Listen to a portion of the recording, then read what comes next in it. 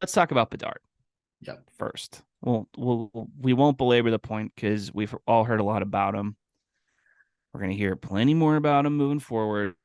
When we were talking before the show, I thought you said something interesting about, your thoughts on where he projects kind of generally as a player, but also specifically next season with the Chicago Blackhawks. I feel like this is something that could turn into a thing. Is Connor Bedard a center long term? Is he a winger long term? What does he do next year?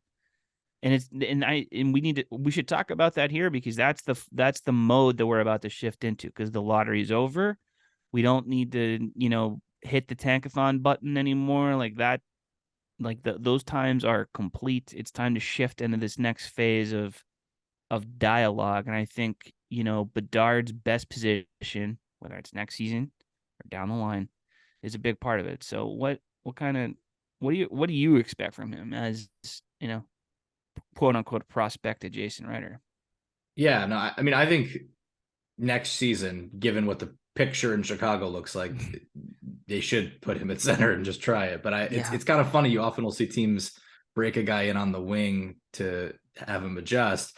I think long term, if I had the rights to Connor Bedard, I would be strongly considering him on the wing Mm-hmm. long term. I think he's kind of Patrick. He's very Patrick Kane-ish. Hmm. And if there's a franchise that knows that it's okay to have your friend facing your franchise be a winger, if that's what they're best suited for, it is the one that he will be drafted to now.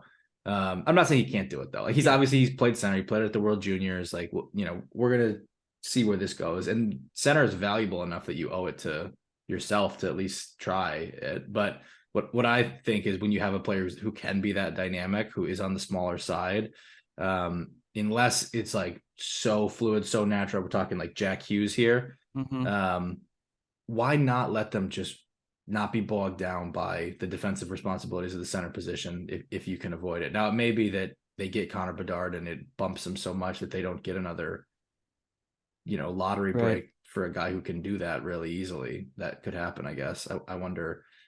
I do wonder how they see themselves in the coming years here. But my instinct is 3 or 4 years from now, I think he should probably be basically in just replacement Patrick Kane, and I think that's Right.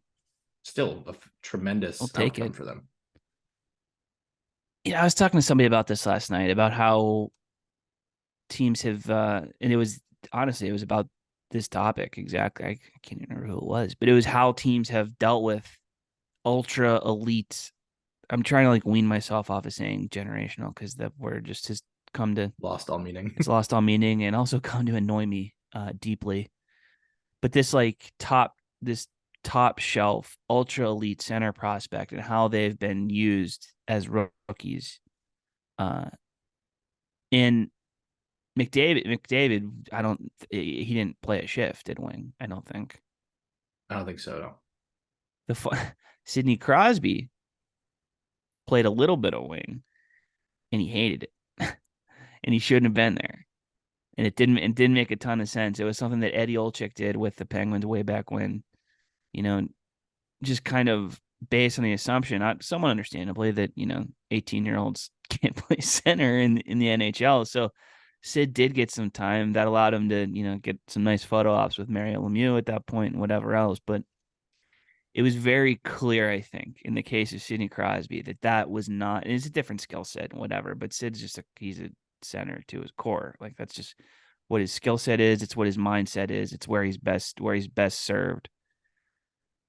I don't, and for everything I've watched and everything I've seen about Bedard, I mean, the shot is the differentiation point there, right? And you want to be able to free that up and have him, be able to deploy that without thinking about defense.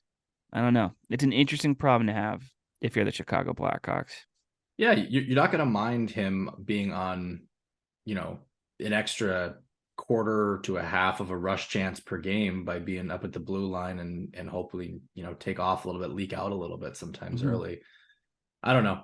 You can justify it either way. I agree with you about the kind of different skill sets there. I get the level of hype is similar Yeah, production, whatever, but I think Crosby's got kind of more of that superstar grinder thing going for him that makes it natural at center. If it were me, I would. it's But just again, a I think next year it's almost a no-brainer. I think he almost yeah, has to play center next year, so it's almost a moot point. It's just they're going to see if it works or doesn't. yeah.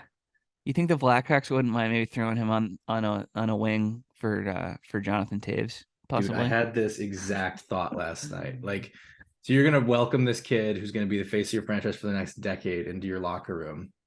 And just weeks ago, you made the decision to publicly release a statement that said you're not going to bring back the guy who's been your standard bearer. That would have been one heck of an era bridge if you could have him there to, just kind of Yeah. run the room for a year with Bedard. I wonder if they regret it. I really do. Well, that organization having something to regret would be nothing new.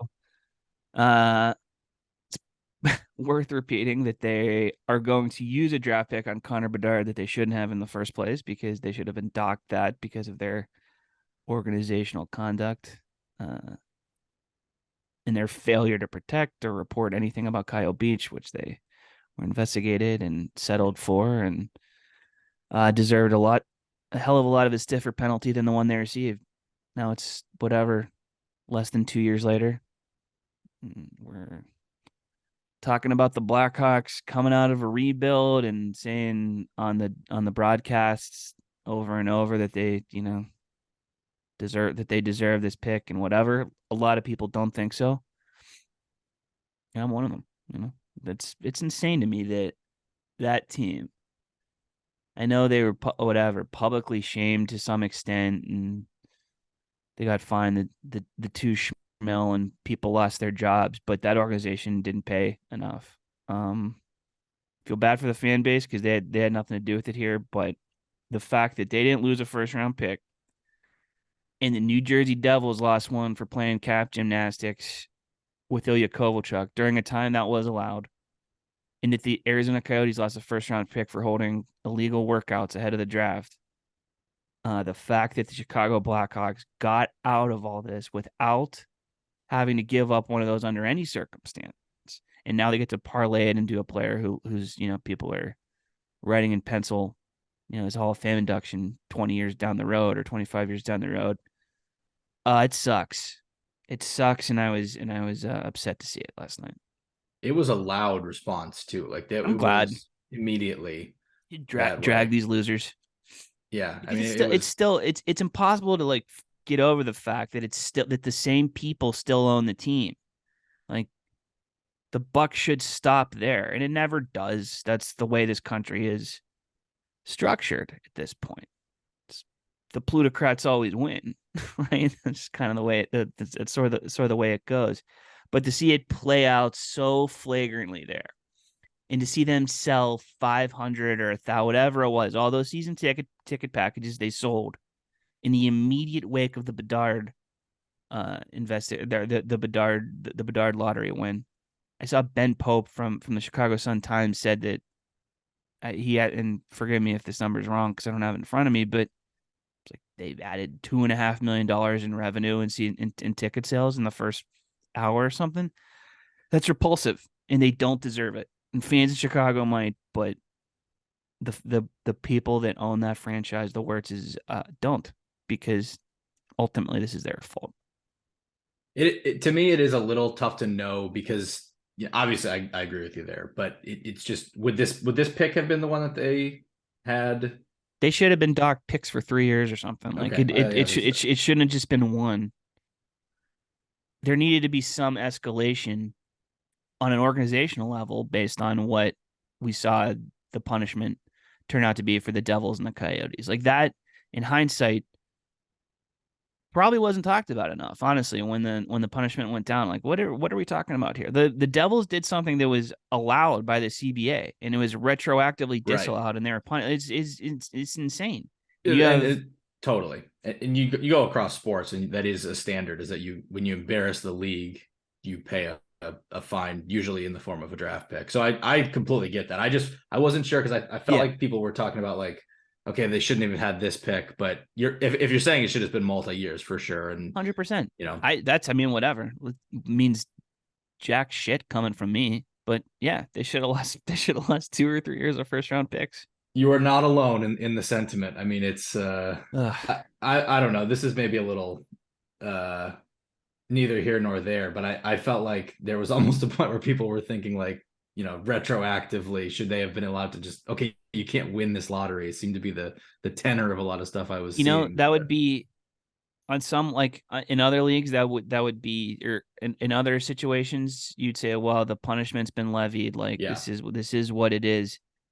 Again, I don't mean to keep harping on this Devil's Kovalchuk thing, but this is the one that's fresh in my mind. They just made that shit up. They just made it up. They saw something they didn't like. They made up a penalty. They imposed it unilaterally, despite the fact, again, that this was permitted by the collective bargaining agreement, or it certainly wasn't explicitly outlined by it. The NHL can just make this shit up if they want, and they've done it before, and they'll do it again. And if they wanted to make it up after, after the season, if they would say like, all right, Blackhawks, you're ineligible to win, you can get the second pick or whatever. That sounds crazy, but it's directly in line with what the league's done in the past. They make their own. They set the rules. Yeah, you're right. That's kind of the wild card here. As I'm thinking about this, and just like, well, what are they supposed to do? Like, they can't tip the scales. But you're right. If you're gonna change settled policies in some cases, Yep. I They guess should whatever. Should have just, if they would have done it, if they would have docked them 2 first-round draft picks, this would have all been avoided. it will not be It should have been the 2 and it should have been 2 in the first place, because what they did is a hell of a lot worse than Chaika putting kids on exercise bikes at the team 100%. facility or whatever it was.